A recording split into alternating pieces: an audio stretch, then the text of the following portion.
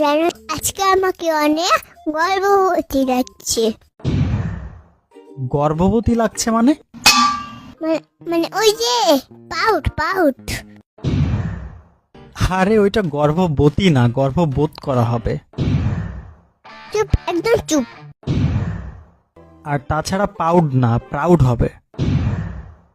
চুপ। আচ্ছা যাই হোক, তুমি কি জন্য গর্ভবতী হচ্ছ শুনি? আমি একজনের অনেক বড় উপকার করে দিলাম। কার? শয়তানের। মানে? এটার মানে হলো কালকে রাতের বেলা পড়তে পড়তে বই খুলে ঘুমিয়ে গেছিলাম। তো জানো না, বই খোলার লাগে ঘুমিয়ে পড়লে সব শয়তানি মুখস্থ করে ফেললে।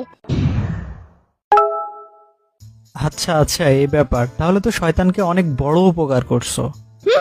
আগে তোমার মতো মূর্খ ছিল,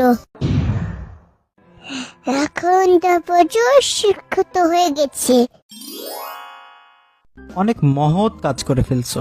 আমি একটা সিদ্ধান্ত নিয়েছি, কি শুনি? প্রতিদিন রাতে বই খুলে ঘুমিয়ে যাব, আর সব পড়ে দীক্ষিত হয়ে যাবে, শিক্ষিত হয়ে যাবে।